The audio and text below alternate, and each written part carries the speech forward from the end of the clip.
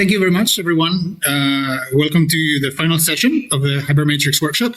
I just wanted to make a couple of small announcements or comments before we proceed with the final presentation.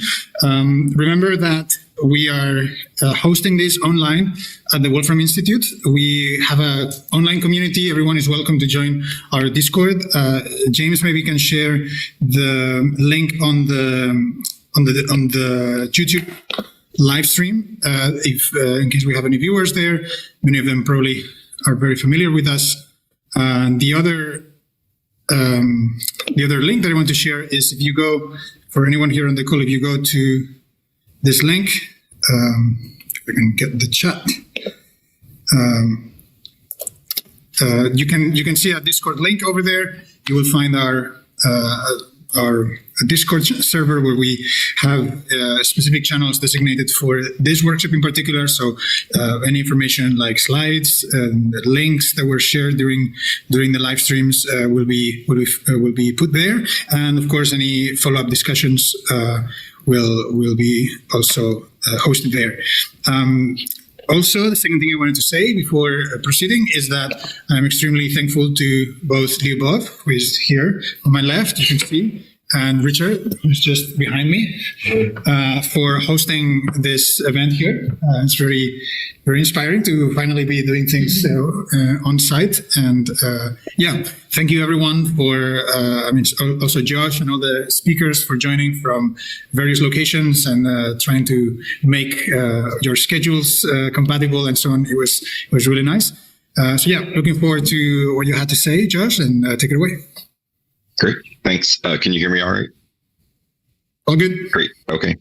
Yeah, what I wanted to tell you about today is a connection between a hypermatrix tensory thing, which I guess Carlos talked about in his talk, the Bhattacharya-Mesner product, and the graph isomorphism problem in algorithms and complexity, and in particular, the Weisfeiler-Leman algorithm for graph isomorphism. So this is very much work in progress. This is sort of something that I only realized sort of as a side thought in conversations with Carlos, I don't know, a few weeks ago, maybe. And I've had a few more thoughts since then, but it sort of pulls together threads from different areas. And so I want to explain what all those are and pull them all together. And I really do hope this will be educational and interactive. So please do stop me if you have questions. All right, so we start with the Bhattacharya-Mesner product. And just to set notation, so I'll write if I have an nth order hypermatrix, I'll usually denote that by T, and that means it has, when I say nth order, for me, that means it has n indices here. And I'll say it has format D1 by D2 by by Dn if the jth index can take on dj different values. So these are, if you're thinking of this as a box, say a third order tensor, the di's are the side lengths of the box. So this might be D1, D2, D3, for example. Okay. All right, so that's just setting notation. And now we come to the Bhattacharya-Mesner product. So you're given n many, so I have T1 up to Tn, nth order hypermatrices whose formats look like this. And the thing to notice about these formats is that they all share one common side length, but in different indices. And you might imagine that's the one we're gonna sum over in a second.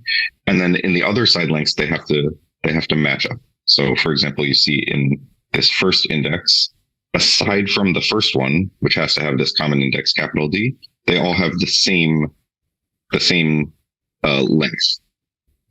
Okay. And then similarly in the, if I look in the third index, all of them except for that one that has the capital D, they all have this same length D3. Okay.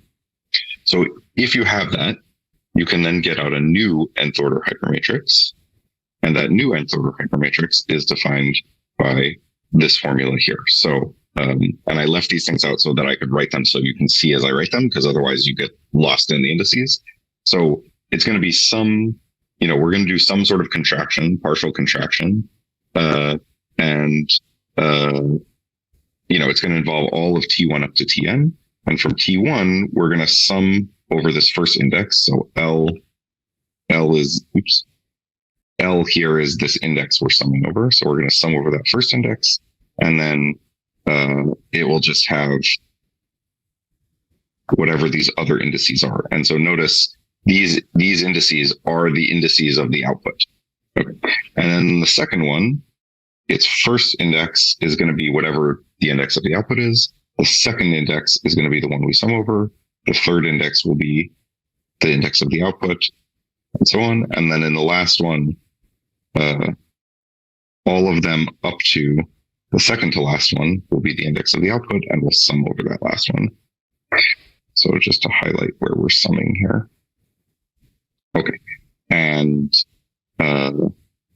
right, to sort of match the highlights with what I did above, right, these are all that first leg, and for example, these are all that third leg. Okay, and I'll denote this with this brackets, T1 up to Tn. Okay, so T1 up to Tn are n many nth order hypermatrices, and when you take their Bhattacharya-Mesner product, you get a new nth order hypermatrix. Okay, so when you do it with capital N, it can be confusing because your indices have indices. So I also wanted to do it just for 3, where my indices can be ijk. And the notation here, I saw Carlos flashing his slides earlier. The order is slightly different than what he had, but it's like isomorphic to what he had before. So, right. So we're going to be summing over this L. And so we're going to go L, J, K for the first one. In the second one, we're going to sum over the second index. And then the third one, we're going to sum over the third index. Okay. And then I just fill in these other things according to what the index of the output is. So if I'm looking at the ijk index of the output, then in the second one, I will have I, L, which I'm summing over, K. And then the third one, I will have I, J, L, which I'm summing over. Okay. So, okay. All right. And then, so that's the product. And by a Bhattacharya-Mesner algebra, I'm going to mean a subspace.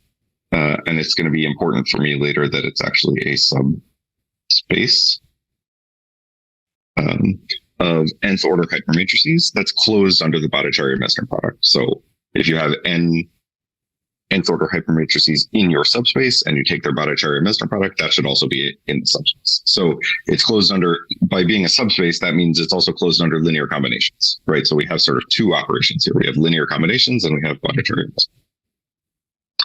Okay. And this is a good point to pause because we're about to shift gears.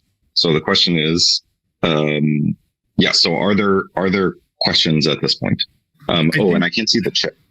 Yeah, I think there are no questions, but maybe just a point to emphasize that for n equals 2, of course, we have matrix multiplication. Oh, yes. Right. Excellent point. Yeah. So actually, maybe let me do that over here. I mean, matrix multiplication is one example, but it can be also some weird ones. Sorry, what was the question? No, I think... I mean, if you're thinking to just... No, but it just was saying that there can be two types of... already for 2 by 2 case, right? You can get two types of multiplication. No, only one. Well, yes. In this notation specifically. Yeah, okay. Right. So, yeah, right. So for n equals 2, right, actually the way I've done it, I've done my indices sort of backwards compared to usual matrix multiplication. But it's like isomorphic to matrix multiplication. So for 2, T1 and T2 are now matrices. And if I look at the ij entered here, the way I'm writing things, this is the sum over L of T1 Lj T2 I L.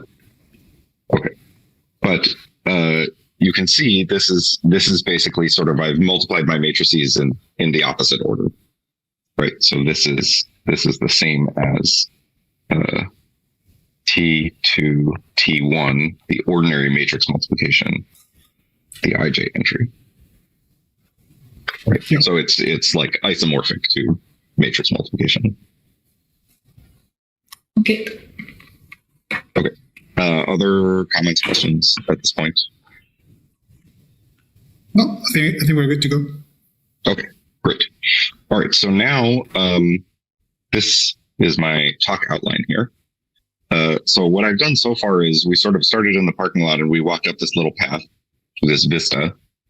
This is like, you are here. And I've shown you the Bhattacharya-Mesner product and algebra.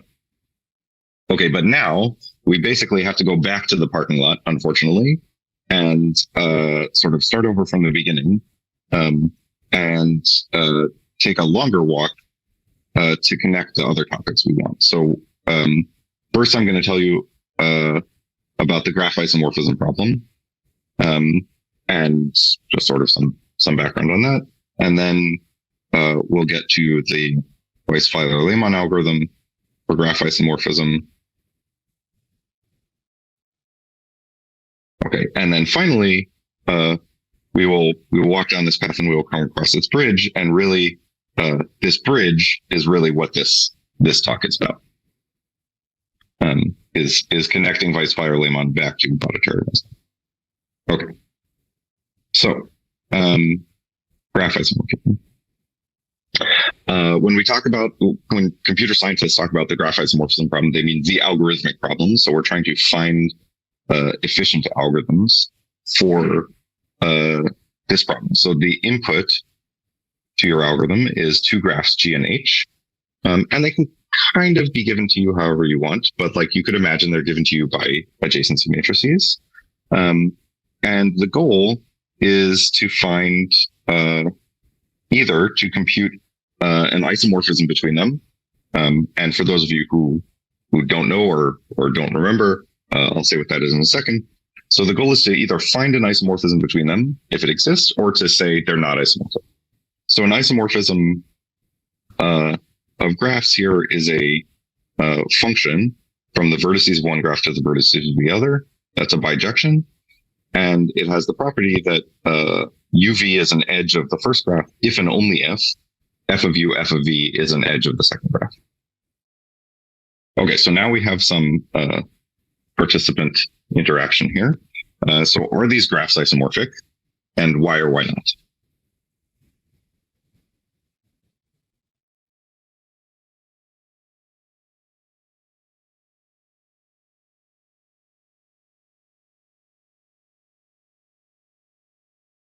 Okay, I'll give you the spoiler. They're not isomorphic, right? Okay, but why?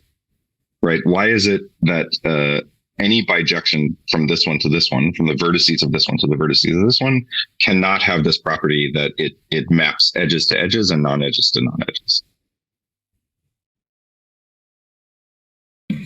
No, there is no edge, right? There are not enough edges, first of all. Right, there are not enough edges. Okay, good. So counting edges, right? Okay. It is not enough.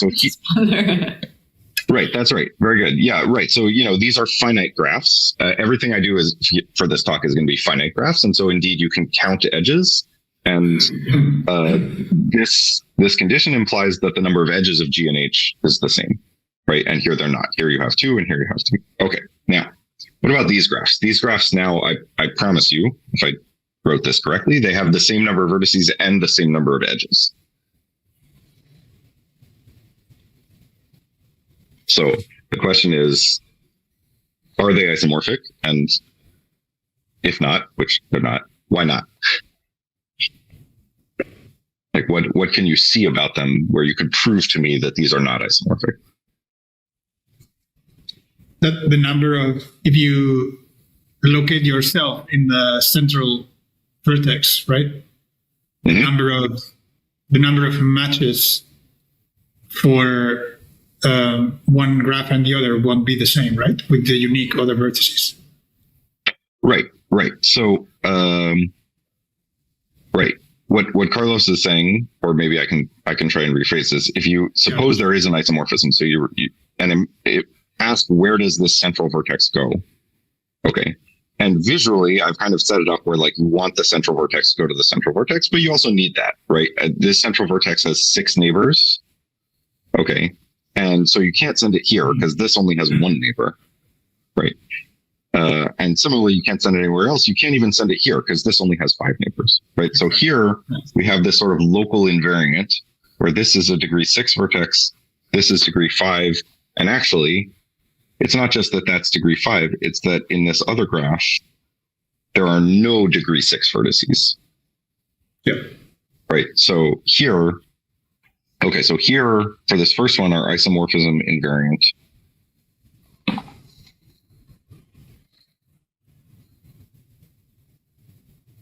was just number of edges. Okay. And for this second one, our isomorphism invariant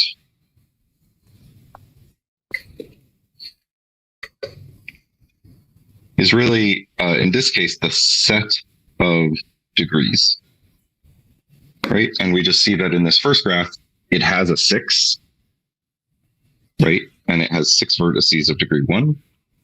And in the second graph, it's different, right? It has only 5 vertices of degree 1, a vertex of degree 5, and a vertex of degree 2. So things don't match up, right? And when I say isomorphism invariant here, what that means is any 2 graphs that are isomorphic must have this being the same. Mm-hmm. Okay.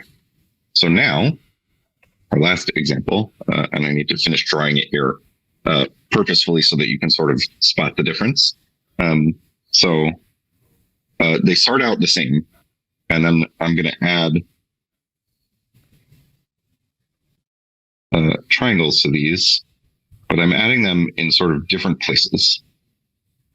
Okay. And I claim to you that these are not isomorphic. And the question is, can you tell that? Can you prove that back to me? Right? What can you see about these graphs? So now the number of vertices is the same, the number of edges is the same, and the set of degrees is the same. Right? Even the multi-set of degrees, if I count how many vertices there are of each degree in these graphs, it's the same. So the question is, how can you prove to me that these 2 are not isomorphic? Well, then you can go kind of even higher order than the degrees, right? You can go kind of on the motifs or like ensembles of this. Right. So you could look at go ahead. Combinations. Yeah. So okay, if you look at say subgraphs, if you look at only small subgraphs, you kind of can't tell them apart yet because both of them have 3 triangles. Even if you count, say, like the number of subgraphs that look like a triangle with an edge off of it, those are actually the same in both of these graphs, right? And if you look at things like, say, paths, actually, I think in these graphs, paths of almost any length, I think, have the same count. Okay, so the question is, okay, so this is a good idea, but like, can you actually do it in these graphs? Can you point out to me, exactly why they're not isomorphic? So I would say something. I don't know, naively, that I can find different subgraphs in each of them. Right? If I specify a subgraph that is 2 triangles and joined by 1 vertex, I can find it on the right, and 2 triangles with 2 vertices, I can only find it on the left, right? Right. Okay, good. So here we're saying... No. Yeah, sorry, what? No, but because if you find at least one motif, which is the weirdest one, which is not present in the other one, is this what you were saying? Right? Like there is the longest motif over there, and it's not present there, right? It consists like of this snake. Well, it's just 2 different subgraphs. Yes, right. Yeah. So same thing. So here, when we were looking at degree, that's kind of looking very locally at a vertex. And here we're saying, look at motifs or subgraphs. And if you get big enough, you can find they're sort of all over the place. They'll be different. But one of them that Carlos was pointing out is if you look at this one, this is a graph with two triangles connected by a path of length 2. And that just doesn't exist in this graph. Right? Okay. But that's kind of complicated. Right? So I claim actually, by just looking at degrees, not just the set of degrees, but slightly more information about the degrees, you can actually tell these two apart. Okay, so first, I'm going to label everything by its degree.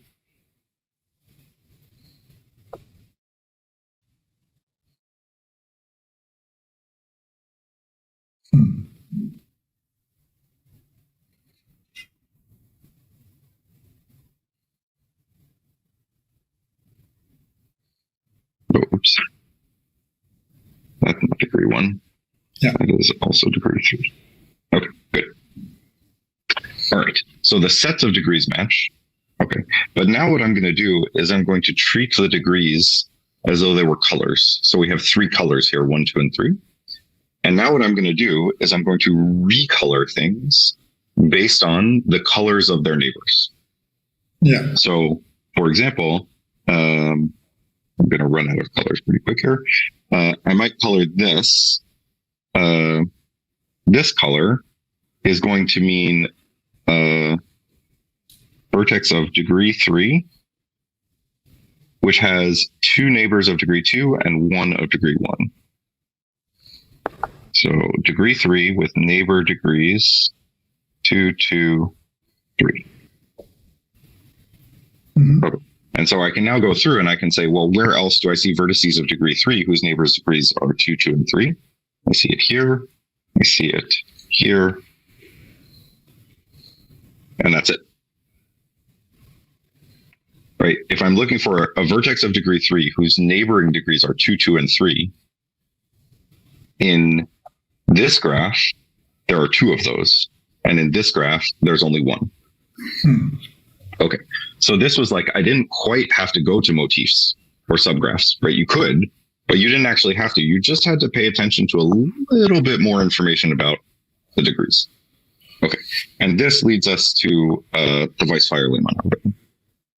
Okay. So before we get there, just a comment about sort of what is the state of the art of graph isomorphism and a bit of the history. So this, the problem actually goes back to sort of at least the foundings of computational complexity. There were 2 independent papers on opposite sides of the Iron Curtain that both defined NP completeness.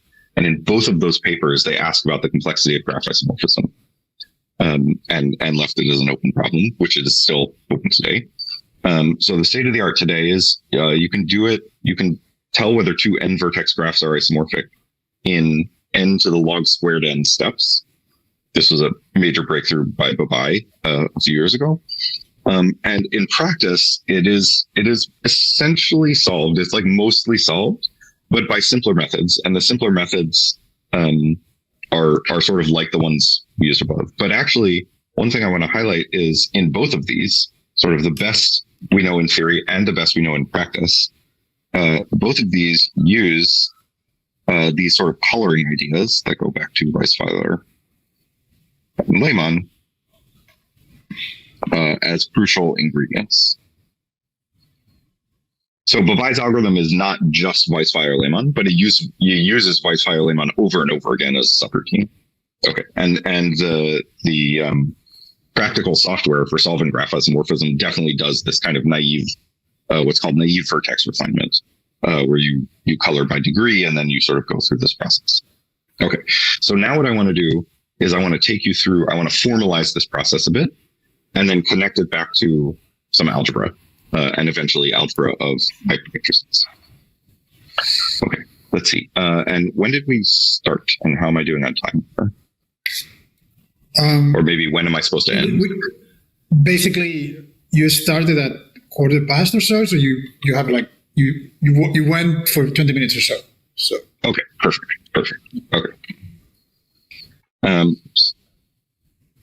All right. So, now we come to formalizing a little bit what we just did. So the idea here is with what's called vertex refinement, which is sort of a one-dimensional version of Weisfeiler-Leman. The Weisfeiler-Leman algorithm is actually a family of algorithms that's parametrized by a dimension. What we're going to do is we're going to color the vertices.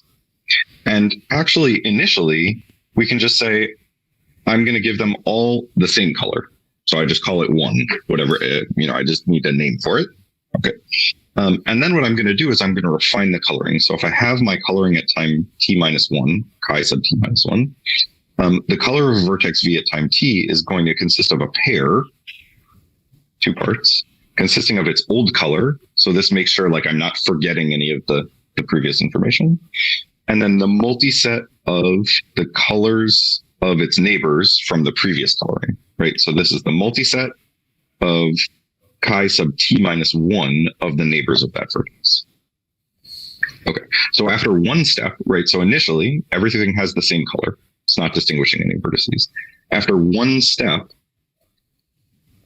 this part, so let's look at what chi1 looks like here. This looks like chi0 of v, and then the multiset of its neighbors degrees. Okay, chi0 of v, though, this is just 1. Okay, and what is the multiset of its neighbors' colors? Well, all of its neighbors currently have color 1. So this multiset is just telling you how many neighbors it has. Right, so this is just a multiset of 1 repeated degree of v many times. Okay, so after one step of refinement, this chi1, our first coloring, gives us the degrees. And then after 2 steps of refinement, it gives us, well, more refined information, right? It's essentially doing this, right? After 2 steps, it's saying, what is my degree and what is the multiset of my neighbor degrees? Okay. And so at each stage, this coloring partitions the vertex set into what I'll call color classes, and I'll denote those gamma sub t c, where t is the depth of the iteration we're at, and c is the color class, and that will just be the set of vertices that have that color at that time. Okay.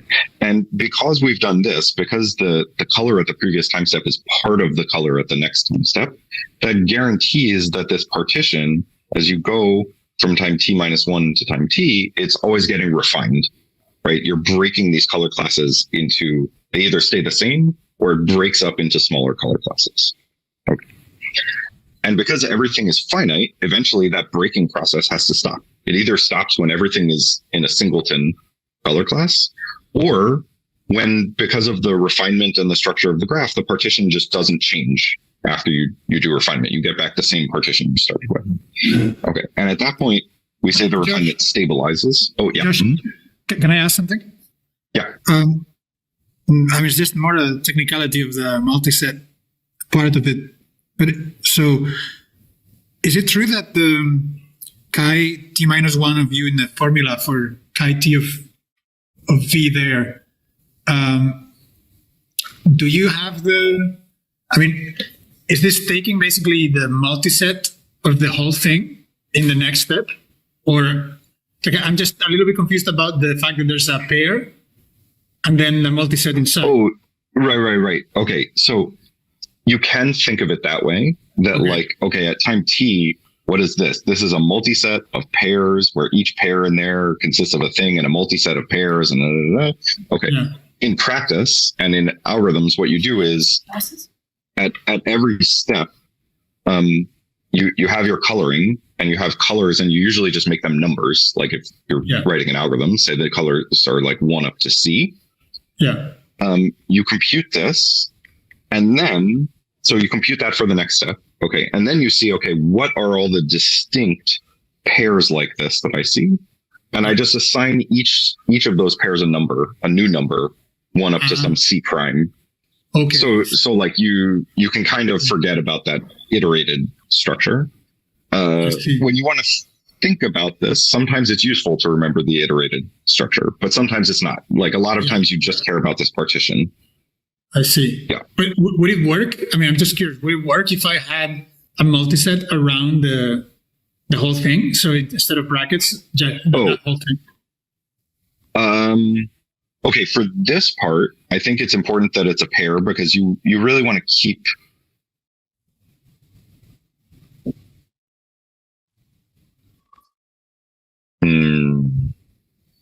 Okay, let me say naively, I think you really want to keep your previous color separate from your other stuff.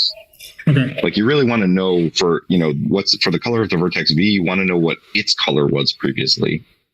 Right. Okay, the reason I hesitated is because actually there are many different variants of Weisfeiler-Leman, and a lot of them end up being equivalent in the sense that one variant will distinguish two graphs from one another if and only if the other variant does. Right. And so if you made this whole thing a multiset, where like instead of a pair like this, you just said I had the multiset and I'm going to include the color of V in this multiset. Yeah. Is that equivalent in power to what I've written here? Maybe, but it's not obvious to me. Yeah. Right. Okay. Yeah. That was not. Yeah. Thanks. That was the point. Yeah. Okay. And it doesn't matter. Sorry for question. So you kind of say that you started as an iterative process. I mean, you didn't say iterative, but you can consider it as an iterative process. Yes. In principle. Okay. Yeah. What do you mean? Does it matter? Like, yes, I think of it as an iterative process. Yeah. No, but I'm just trying to kind of imagine how I would compute that, or like, if there would be any things where there would be contradictions, or I would need to resolve it because we discussed it. Oh, I see. I don't think so. We'll do an example. Yeah, I think it's about the locality also, this property. Maybe. Yeah. Okay. All right, other questions? Okay, great. All right, so because we've done this, where we have this pair, and the pair includes the old color, that ensures that our partition only ever gets finer. And that means eventually this has to stop. This process has to, the partitions have to stop changing at some time t, right? The color itself might change because it has this sort of nested structure of whatever, but the partition you get into these color classes eventually has to stop changing. And that's when we say the refinement has stabilized. And when that happens, we often denote that chi sub infinity, but really that's just chi t for t sufficiently large that you've stabilized. Yeah. Okay. All right. So, one thing we can do is... And that, Josh, just to clarify, to double check, that's a vertex partition, right? Right. This is a partition of the vertices. That's right. Yes. Yeah. Okay. We're going to generalize that in a few minutes, but yeah. Okay. Let me see how we're doing that. Okay. Right. So, we can go back here and do one of these examples. I think I want to do this second example. Yeah. Okay. So, in this example, okay, I've already done the coloring by degree, which is our chi sub 1, right? Okay. And you see in our chi sub 1 coloring, we see there are 5 vertices of degree 1 in this graph. Okay. Over here, it's actually already stabilized.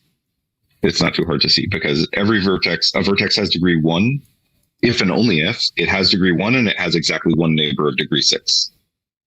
So the color class of vertices of degree 1 here isn't going to change when you refine your coloring.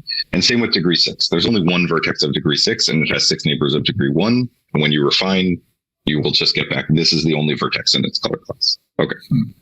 But over here, some refinement can happen because here we have 5 vertices of degree 1, but they are not all the same. One of them is not like the others, right? So if I do my next round of coloring, what I will find is these 4 all have degree 1 and have one neighbor of degree 5. Okay, but this one has degree 1 and has a neighbor of degree 2. So it gets a different color. Okay. And then the 5 and the 2 are already in their own color classes because they're the only vertices of their degree. Okay. And so this graph, this took 2 rounds of this iteration to stabilize. And now I claim this is the stable coloring. Okay, where you think of if 5 and 2 are their own colors. So give them colors. Okay. Yeah. All right. You could do a similar thing here. And, it takes longer. But one of the things that you will see when you do that is that this vertex, right, this is the only vertex of degree 3 with 2 neighbors of degree 3 in both of these graphs. Okay. And so this one is going to get its own color. And then what's going to happen is that color is going to propagate a little bit because this vertex is the only vertex of degree 1, which is adjacent to the special vertex. Okay. And this vertex is the only vertex of degree 1, which is not adjacent to the special vertex. Okay. So the coloring here, it is more complicated, but it's the same process. Okay. So questions about this process. And now we're going to see an algebraic version of this next. So questions about this? I think it's okay. Okay, great. All right, so now what I want to do is sort of an algebraic view of vertex refinement. And in some sense, this part is like implicit in work going back to the 1960s. But actually, they did the 2-dimensional version of Weisfeiler-Leman already. They kind of skipped over the 1-dimensional version. But I want to do the 1-dimensional version, and then we'll generalize to the higher dimensional versions, and that's where we'll see Bhattacharya-Mesner showing up. Okay, so I want to think of when I have a coloring at time t, so that assigns to each vertex some color, and my set of colors at time t is just whatever it is. It's some set, right? Whether you think of that as the nested multi-sets of blah, blah, blah, or just you re-index your colors at time t to be some initial segment of the natural numbers, you have some set of colors at time t. So if I have a coloring like this, what I want to think of that is actually as a set of vectors, where each vector is basically the indicator function of that color class. So for a given color C at a given time t, I'll have a vector. It'll be 1s and 0s, and it's 1 on the vertices that have that color at that time, and it's 0 otherwise. So for a single coloring at a single time step, I get a collection of vectors, 1 for each color. All right, and this is what I just said. This vector is just the indicator, the 0, 1 indicator function of the color class. It's the set of vertices that have that color at that time. Okay. All right, and now we can define a sort of algebra here. So if I have a graph G with adjacency matrix A, I will call it 1WL algebra, WL for Weisfeiler-Leman. It's going to be a subspace of a vector space, and it's not super crucial that it's the complex numbers here. It's sort of useful that it's characteristic 0, but like even that's not crucial. But let me just leave it as the complex numbers for now. Of dimension equal to the number of vertices. So a 1WL algebra for this graph is a collection of vertices which contains the all ones vector. So that's like the indicator function of our initial coloring, right? Initially, every vertex has the same color. So there's only one color class and they're all in it. And if a vertex is in here, then when I multiply that if a vector is in here, when I multiply that vector by the adjacency matrix, that should also be in my algebra. Okay, and I want it to be closed under Hadamard product. Okay, and my claim is that these two properties exactly give us this process, allow us to do this process of coloring refinement, and essentially nothing else. Okay, so what I'm going to show you is how these two let us do color refinement. I'm not going to prove to you the nothing else part, that they can't do more than color refinement. Okay. Sorry, Josh, one question. Yeah. Mm-hmm. What is the operation of the algebra? Well, I guess in this case, it's just the Hadamard product. But the Hadamard product of vectors. And sorry, it's a subspace also. So you have linear combinations, and yes, Hadamard product of vectors. That's right. Of what? Vectors. Of vectors. Okay. Right. So this is just like coordinate-wise product of the vectors. Okay. And you have this sort of exterior thing, which you can sort of think of your adjacency matrix as like an operator or like an additional scalar that you have, but it doesn't act like a scalar. Operation, basically. So you have a coloring kind of a vector version of that, and it's labeled. I'm just trying to. Well, I'll do an example. Okay. Yeah. So actually, maybe let me skip to the example and then come back to this thing about finding. Okay. So yeah. Okay. So let's do this graph. This was the one we were just looking at above, and here I've now numbered the vertices not by their degree. I've just given them all unique numbers so that I can write down their adjacency matrix. Okay. So this middle one, right? You see it has 5 neighbors. I've given that label 7, so that's 1, 2, 3, 4, 5. Right? Those are its neighbors. It's an undirected graph, so this is a symmetric matrix. Okay. And now what I want to do is basically see the process of Weisfeiler-Leman, but in terms of these vectors and Hadamard product and so on. So we start out with our initial coloring, where all vertices are in the same color class. So I have the all ones vector, which I'll denote by this boldface 1. Okay. And now I say, well, my algebra, it has to be closed under linear combinations, which I'm sort of already done. I mean, I could scale this vector, but like that's not helping me do anything yet. Okay. It has to be closed under Hadamard product, but Hadamard product of this vector with itself isn't doing anything. And it has to be closed under multiplication by the adjacency matrix. So let's see what that does. So here, if I multiply this vector by the adjacency matrix, that's giving me a new vector, which is just adding up the rows here, right? Which is giving me the degrees, right? So this should be our degrees. It should be like chi1. Almost. So let me not say that quite yet. All right. So first we get the degrees. So we see 1, 1, 1, 1, 2, 1, 5. Okay.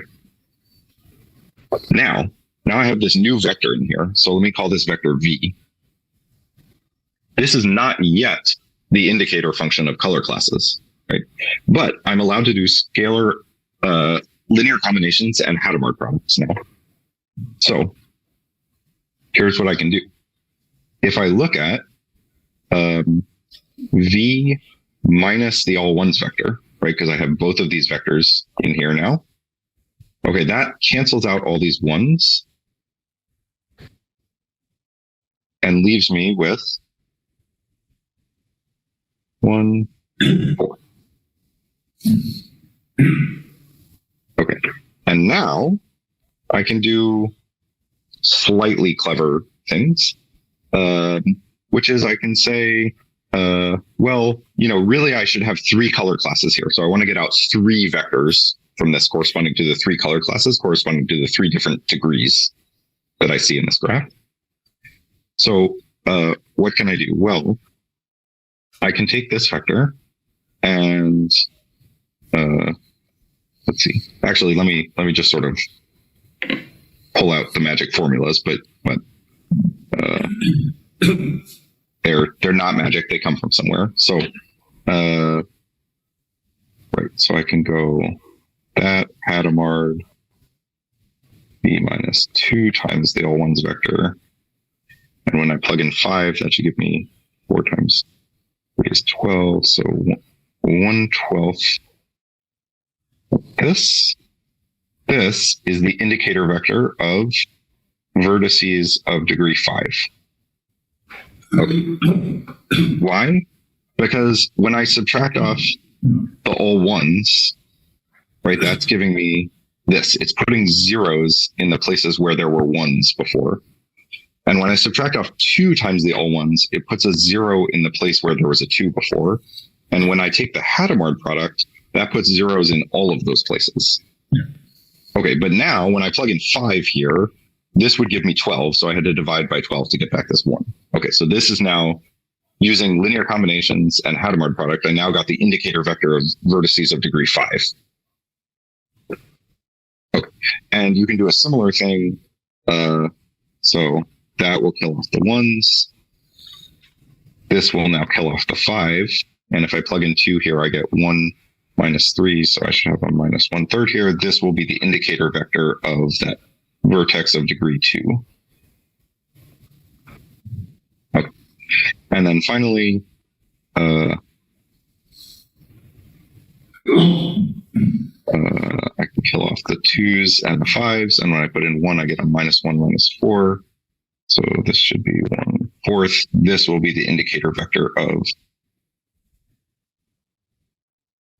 the vertices of degree 1. Okay. So from my adjacency matrix, I got this degree information. And then from the Hadamard product and the linear combinations, I could pull out these indicator vectors of the color classes I wanted. Okay. And now I'm not done. I'm not going to actually finish this, but you'll sort of see what happens. I now have more vectors. I need to multiply all of those by my adjacency matrix A also. And what is that doing? Well, multiplying this vector by A is telling you for each vertex, how many vertices of degree 1 is it adjacent to? Right. And multiplying this by A is how many vertices of degree 2 is it adjacent to? And this one is how many vertices of degree 5 is it adjacent to? Okay.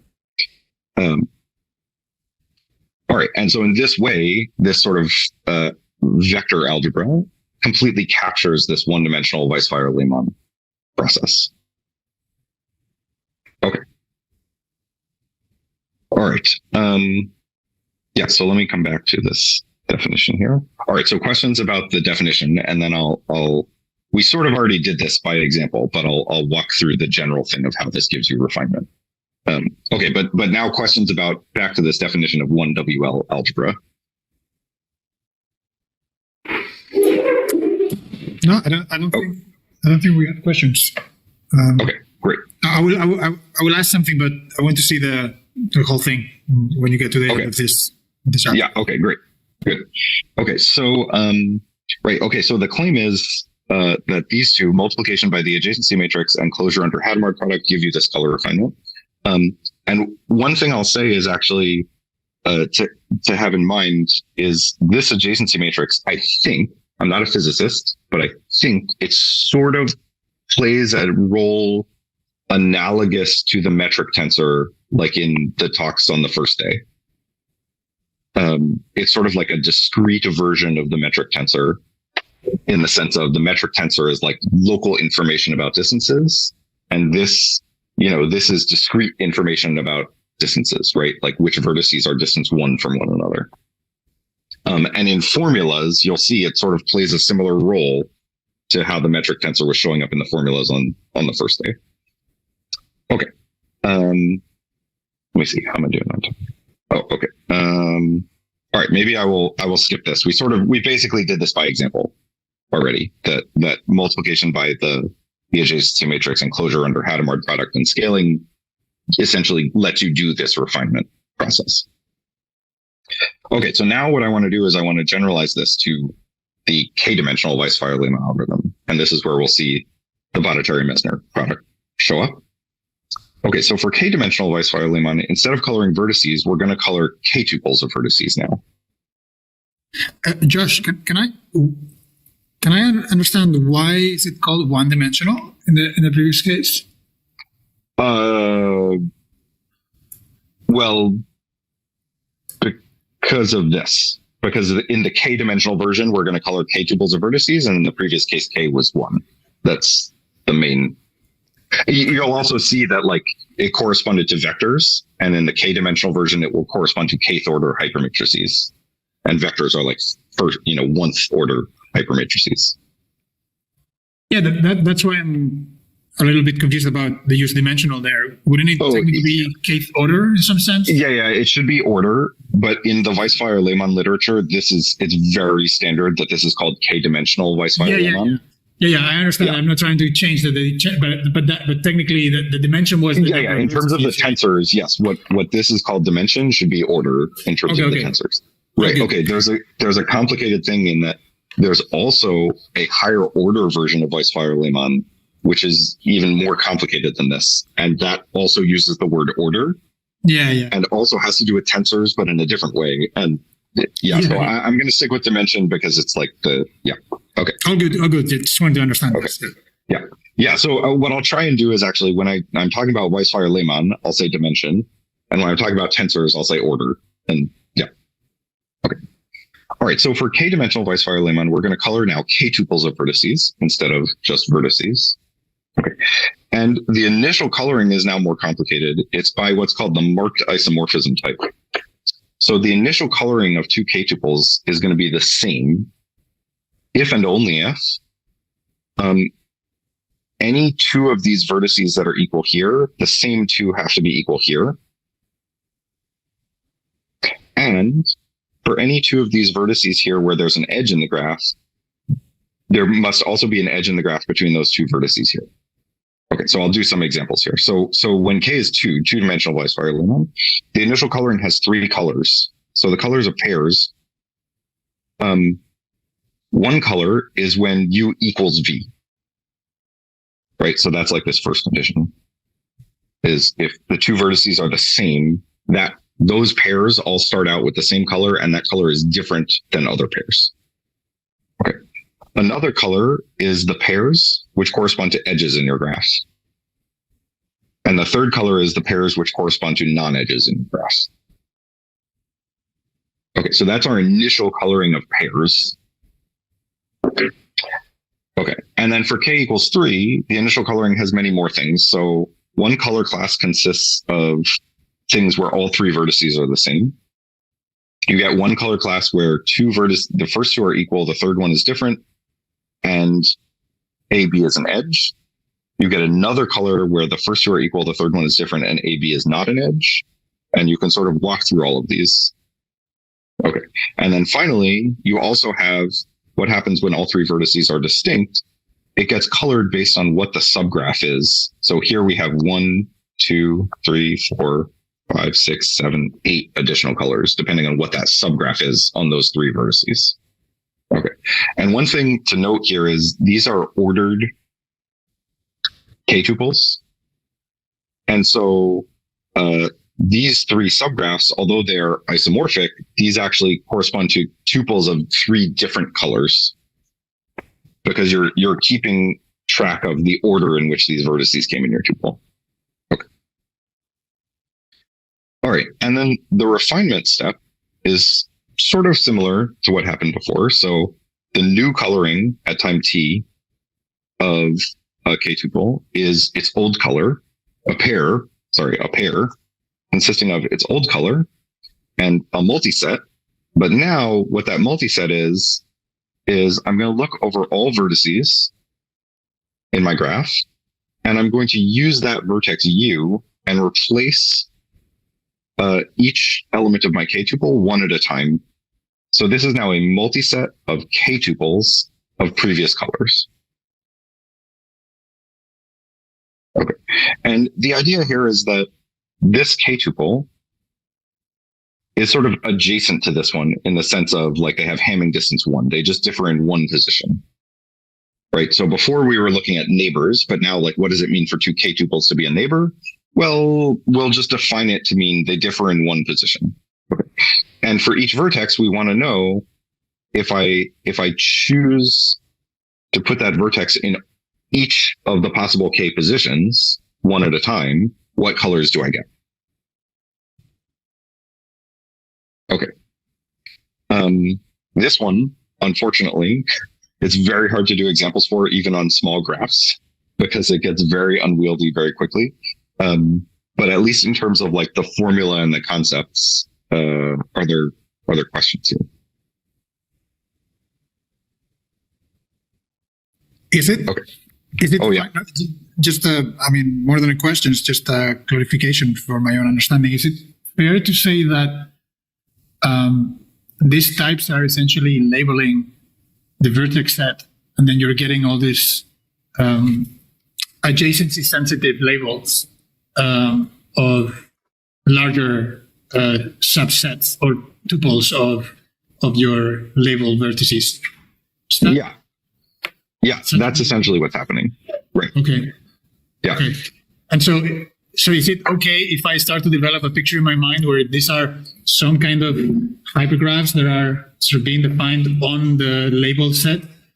Yes, absolutely. Yep. Okay. Yeah. Good. And actually, like, I just like wrote a note, I don't know, a couple of weeks ago when I was thinking about this, that does exactly that and like connects it actually to some combinatorial topology stuff. Yeah. Perfect. Yeah. Mm-hmm. But carry on. Yeah. Okay. Okay. So one thing to notice here, and we'll now get to this algebraic view, is this thing of like putting, in my k-tuple, in the first element of my k-tuple, I put u in the first position. In my second element of my k-tuple, I put u in the second position. In the kth element of my k-tuple, I put u in the kth position. This should sort of remind you of what's happening in the Bhattacharya-Mesner product. Okay, and this is where the connection is going to be. All right, so now we come to the algebraic view of k-dimensional Weisfeiler-Leman.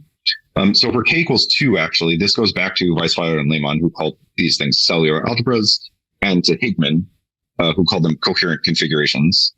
But for larger k, I kind of haven't seen this developed before. And I think it's because, I don't know, higher order tensors are scary and unwieldy. And, okay, so now what I'll say is I have my graph and I want to define its k-dimensional KWL algebra to be a vector subspace of, now I'm going to take the vector space I had before, which is vectors whose length is the same as the number of vertices I have, and tensor it with itself k times. Or if you like, this is a kth order box where all the side lengths are the number of vertices. Okay. And as vector spaces, this is isomorphic to a vector space whose dimension is the same as the number of k-tuples of vertices, right? Which is how we're going to connect it. Okay. So what should this algebra be? Well, it should contain all the I call these generalized diagonals. These are also related to these like units and biunits, and they may not be exactly the same, but by this I mean where you pick some partition of your indices and you put a 1 if the things in those parts are equal to one another and a 0 otherwise. So when in the 3-dimensional version, one of the generalized diagonals looks like this. It's the tensor T, where Tijk is 1 if and only if I equals J. Yeah. Right. So this is sort of like a generalized identity matrix or generalized diagonal. Yeah. Yeah. Yeah. We I think we call them in our paper partial identities in general. Partial identities. Right. Yeah. Good. So right. Okay. And so this corresponds to that condition in the initial coloring of k-dimensional Weisfeiler-Leman, that you want to know which elements of your k-tuple are equal to one another. Right? This gives you all of those possible conditions. Okay. It should contain all the initial color classes for k-dimensional Weisfeiler-Leman. So that's this like marked isomorphism type thing. And I'll come back to that in a second. It should be closed under Hadamard product, and it should be closed under the Bhattacharya-Mesner product. And the claim is, just like before, that, this one sort of by definition, this one gives you the initial color classes. But the claim is that these two let you do refinement. So can you go to the one-dimensional one for a second? Yeah.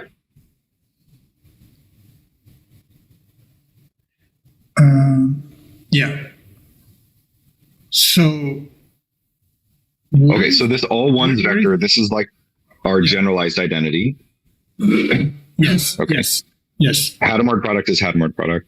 This part is a little different. And actually, this is something I'm working out, is I think you can rephrase an equivalent definition to the one I just gave for k-dimensional in terms of something like this, where you're allowed to apply your adjacency matrix to any leg of your tensor you want. Right. And because that was my question. What was A in this? Yeah. Right. So, okay. So in this definition, A is implicit here because the initial color classes now are not just these trivial things. They're these things about the marked isomorphism type of the subgraph. And that, of course, depends on A. So in some sense, A is showing up here. Right. Okay. But yeah, I think there should actually, I was thinking about this last night as I was going through these slides of like, I think there should be a way to rephrase this where you just start with these, you allow sort of multiplication by A in any direction and any of the legs. And I think you can get back this, but I'm not sure about that yet. So I don't want to. Okay. All right. Right. So Hadamard product basically lets you take the and of two color classes. Right. If I have the indicator functions of two subsets and I take their Hadamard product, that's the intersection. And Bhattacharya-Mesner is exactly doing this. Yep. Okay. Right. And so in some sense, like these, Bhattacharya-Mesner algebras, if you also ask them to be closed under Hadamard product and you have something coming from a graph like this, it gives you back exactly Weisfeiler-Leman. Okay. Right. So now, to close, I just want to point out a couple things. So when K is 2, I forget, I didn't see who it was who said this, but Carlos said this, right? When K is 2, Bhattacharya-Mesner is just matrix multiplication. Okay. The other thing to notice here, I now want to come back to this, is remember how I said in these initial color classes, we had things like this, right? Where this is one color class, this is another, this is another. These three color classes differ, if you think of these as third order hypermatrices, they differ just by transposing some of the legs, right? I've just put my things in a different order. Okay. So because the things I'm starting with are closed under permuting the legs in all possible ways. And these products, Hadamard and Bhattacharya-Mesner, preserves this property. This whole algebra is actually also going to be closed under permuting the K legs. And in the K equals 2 case, that just means matrix transpose, right? You only have 2 legs. Okay. So here what we have is we have an associative matrix algebra, right? Because the Bhattacharya-Mesner product is just matrix product. And it's closed under Hadamard product and transpose. And it contains the adjacency matrix of the graph. And some other things. The identity matrix, the all ones matrix. Okay. But the key thing that happened is closed under transpose for a matrix algebra implies that it is semi-simple. And in 1994, Ponomarenko used this to get an efficient algorithm for graph isomorphism when this semi-simple algebra has a bounded multiplicity of the irreducible representations that are appearing. So if you don't know what these words mean, that's fine. If you do, it's great. If you don't, the point is this is some algebraic thing that's coming out of this. It's not clear to me that this has a combinatorial interpretation at all. Okay. Okay. And so the question is now, since higher dimensional Weisfeiler-Leman corresponds to these higher order Bhattacharya-Mesner algebras, is there an analog of this? Right? So here he's using the fact that this algebra is semi-simple very crucially. Okay, what does it mean for a Bhattacharya-Mesner algebra to be semi-simple? Right? Here, again, he's using this thing about irreducible representations of this algebra very crucially. What is a representation of a Bhattacharya-Mesner algebra? Right? And so some of the things that I'm thinking about now are these in general, but with the goal of, okay, we want to apply it to these algebras that are coming out of Weisfeiler-Leman. And so, yeah, this is very much work in progress. This is kind of where I'm at. And I'm very open to ideas and also collaborators and conversations and so on. All right. So that's what I wanted to tell you today. Thanks. Right. Thanks very much, Stuart. So nice. I have some questions. Yes, go ahead. No, let's start. No, cool. I don't have any minute. Yeah, I wanted to ask more if you can go back to the algebra definitions or examples, because I was trying to work a bit on, I was getting familiar, but very confused as well with Bernstein algebras recently. I don't know if you've heard about them. No. And I was wondering whether those algebras could be almost like a generalized version of those. And the reason why I'm saying that was because they have been used for proving the isomorphisms for graphs. I don't know how efficient was it, and was it more efficient than this WL method which you were referring to? And also the reason why I was saying, because they were identifying the Bernstein algebras ideas for helping with graphs, isomorphism, was essentially based on this idea that you would have, that for a graph, you would define equivalence classes, and two nodes would be part of one equivalence class if they would be adjacent to the same set of nodes. So that would have been kind of only like one very specific, right? Like there would be no definitions of the proper, right? Like the vector strings, they were not defining the vector strings essentially, but they were using only kind of almost like the first line of what you've done. They were not defining vectors, but it was a bit different, right? But I was wondering if you heard about some simplified versions of those algebras. No, I haven't. Yeah, and I would love. I mean, if you could send me some references, or we could chat. Yeah, that would be great. Because thank you. What we are thinking that actually that could be interesting thing to do, because those things could be generalized. They could be rewritten for some ternary graphs, hypergraphs. I haven't managed to figure it out for other hypergraphs. It's maybe not because they're very well defined, but maybe there can be relations, because they use in the whole proof of two algebras would be isomorphic if and only if the two graphs which they are constructed with are isomorphic. So it was kind of something that they were stating in their result. Right? That was the reason we were looking at them. Right. Okay, great. Yeah, no, I would love to know more about that and talk with you about it for sure. Yeah. Oh, right. One thing maybe I should mention is it's known that k-dimensional Weisfeiler-Leman for any fixed value of k does not solve graph isomorphism. Meaning, for any value of k you choose. Oh, sorry. Very good. Maybe it's because of that, because it's actually quite because it's a very kind of specifically also looking at something specific, but I don't know. Right. Yeah. So the idea here is that like for a given k, it doesn't always solve graph isomorphism, but often it does. And when k is small, it's very easy to compute k-dimensional Weisfeiler-Leman. That's the key thing. Yeah. So that was my question actually.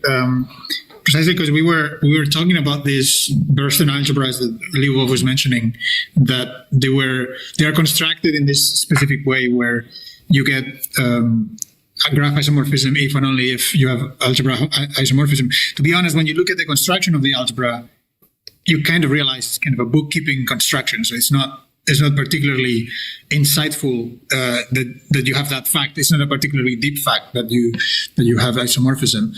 But so basically, what do you know about the status of using this WL construction for the purpose of isomorphism in general? Is there what is the sort of right.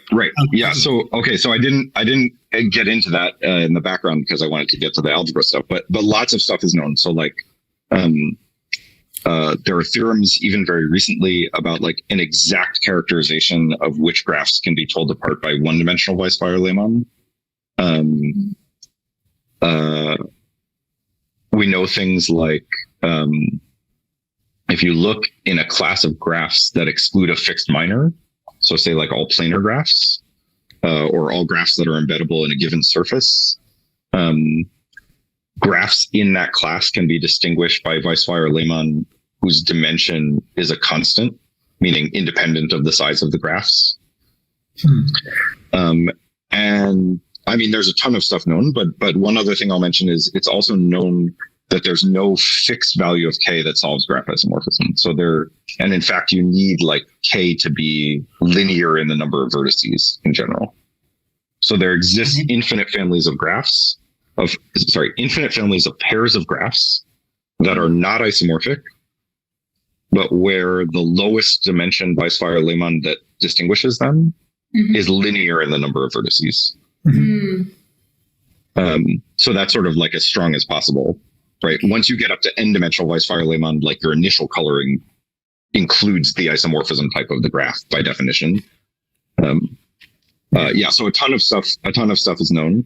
And the thing that's interesting is, even in spite of those known limitations, it still gets used as a subroutine in other algorithms for graph isomorphism all the time.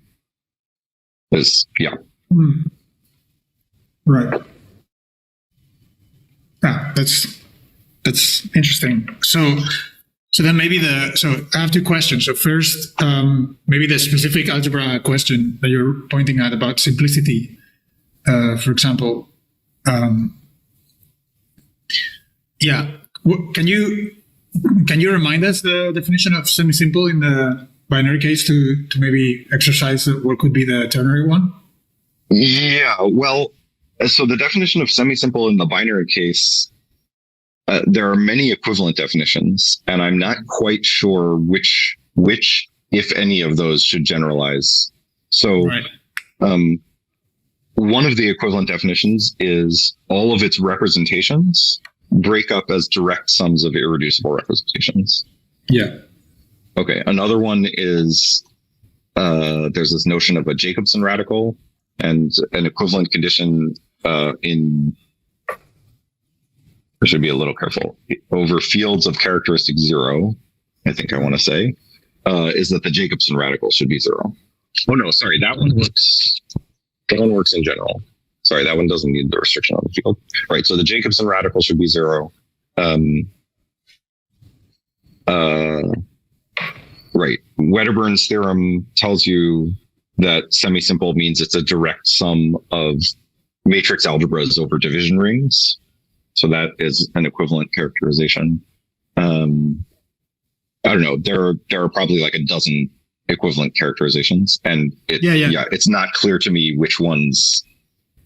I sort of assume that it's like tensors, like the notion of rank for tensors, where like there are 12, equivalent notions of rank for matrices, and they all become inequivalent when you go to tensor, higher order tensors. Right.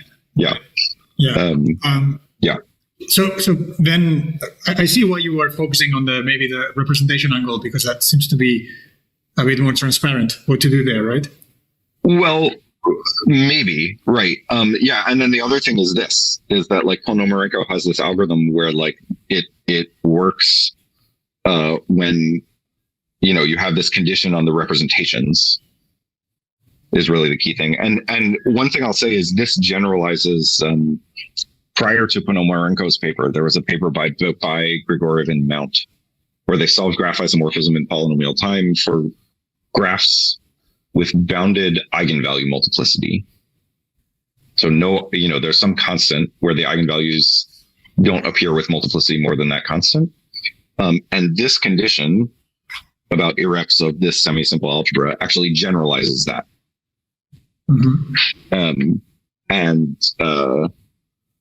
Right. And so like, it's related to other things that people had looked at, but like stronger. And so that was sort of another motivation to try and go the representation rule is, can you generalize this result in particular? Right. But to some version, some k-dimensional Weisfeiler-Leman instead of just 2. Right. Yeah. And the second question is, or comment is, have you thought what this implies, or how this helps somehow for, if you understand these colorings as hypergraph constructions? But incidentally, just if you want to go up to the part where you had the labels in the triangle, I think a couple of there, just there. Yes. So interestingly, the way that we are encoding, and maybe this is as a also kind of a note for people following the Wolfram Institute, we are developing a sort of a different way of encoding hypergraphs that computationally for our purposes. And it turns out that we actually kind of want to capture precisely this information in an edge for a generalized edge, that meaning that it can carry any sort of symmetry.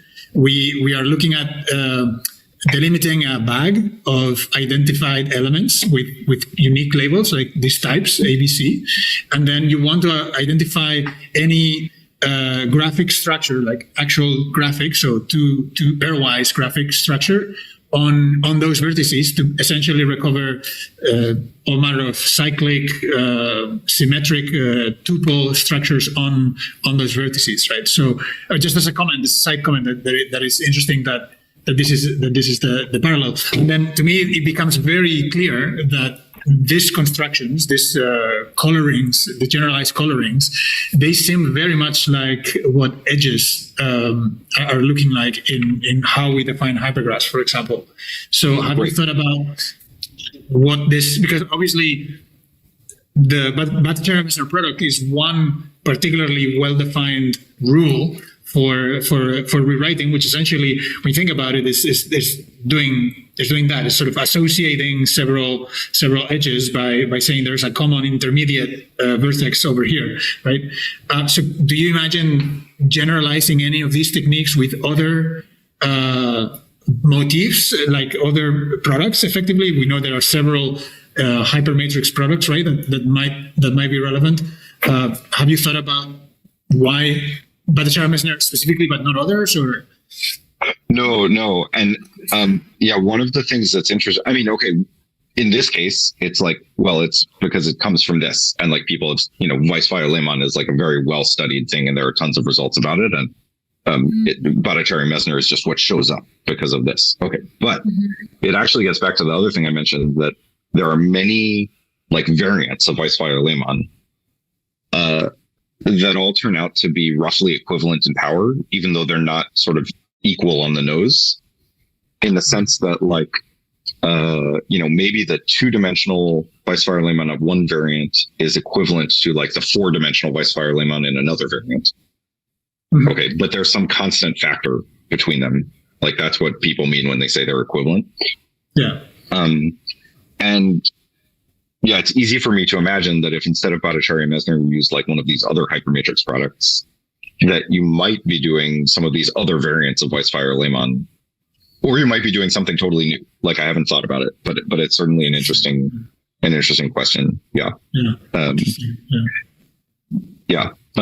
And one of the things I'll say is, that when you get things that are equivalent in power but look different, that can actually be really useful. So like this, right? This result of Ponomarenko, it's somehow, it's okay. On the one hand, it's just about two-dimensional Weisfeiler-Leman, but somehow by rephrasing it in this algebraic way, he gets some power out of that, right? That like you're really talking about things where, like I said, I don't know a combinatorial interpretation for this condition, right? It's really an algebraic condition. And so you could also imagine by having different algebras, even though they're sort of equivalent, even if they are equivalent to some other version of Weisfeiler-Leman, having different algebras could give you these different viewpoints that could also still be useful and lead to new things. So yeah, no, definitely. I'd love to talk about that more. Yeah. And one final question for me, and then if anyone else has more questions, then we can proceed. But do you see this helping in any way or shedding any light on the process of this term identity problem for the Bhattacharya-Mesner? Oh, do you get any insights from this angle for that? It's an interesting question. I don't know. You could imagine that you could, for example, disprove identities by constructing graphs where this algebra, the Bhattacharya-Mesner product on this algebra did not satisfy the identity. Mm-hmm. Right. So you could kind of imagine it's a little bit like the thing we had talked about previously, but I think it's actually different of like, even if you want to have some Bhattacharya-Mesner identity that uses linear combinations also, you could imagine proving that something like that is not an identity by saying, well, if it has a certain form, then I can construct a graph where this algebra for that graph does not satisfy that identity. Mm-hmm. Right. So like, yeah, I mean, that's possible, but no, I haven't thought very much about it. Yeah. Right. It's cool. Questions? Anyone? Beautiful. So one final comment I would make is we've mentioned several papers, like the one that you said with the Bernstein algebras, and several references here. If we could either email them to me or post them directly on the Discord somehow, I'll gather them all up and I'll put them on the specific channels of the Discord on the Wolfram Institute community. So because I think there's some really interesting papers here. I think the paper that you found contrasts interestingly with this WL construction. Yeah, I really wonder the connection because it was, I can post more the notes that I tried to make to generalize it, but it was not finished. It's one other comment. Yeah. That I'll make here is, so this gets back to your question before of, okay, I think you can rephrase this as basically you omit this condition. You just start with the generalized diagonals, but you allow multiplication by A on any of the legs. Mm-hmm. That also, thinking about that and trying to work that out, which I haven't yet, but I think something like that should work, is also where, I was watching these talks from Monday and I was like, this A is almost like playing the role of this metric tensor, right? Where it's like you can hit sort of any leg you want with it. And so this is another place where that analogy is showing up. In a specific way. I mean. No, just to rephrase this thing. Yeah. So it's just using, because so it's interesting because A is a bit of pairwise information. It's sort of what reminds you that you began with a graph, a proper pairwise graph. Right. And you could even imagine generalizing this for hypergraphs. So instead of starting with an A, you start with some other hypermatrix proper, and then you can, and actually you can do Weisfeiler-Leman, like Weisfeiler-Leman like this.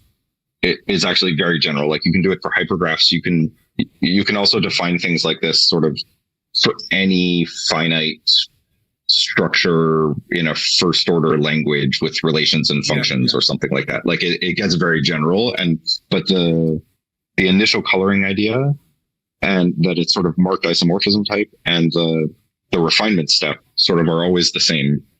Mm-hmm. Yeah. Great. Nice. Very nice, Josh. That was very interesting. And nicely presented. Very clear. Great. Thanks. Thanks again for having me. Yeah. No, our pleasure. And hope the holiday is going well. Yes. Thank you. But otherwise, thank you so much. Thanks, James, also for the logistics in the background. We are live on YouTube, and thanks for everyone joining us. Lurking in the interwebs. I know that there are a few people watching over there. So thanks everyone. Thank you everyone here. Thank you, Father. Great. Bye everyone. And Richard. Goodbye. Yeah, thanks team. See you.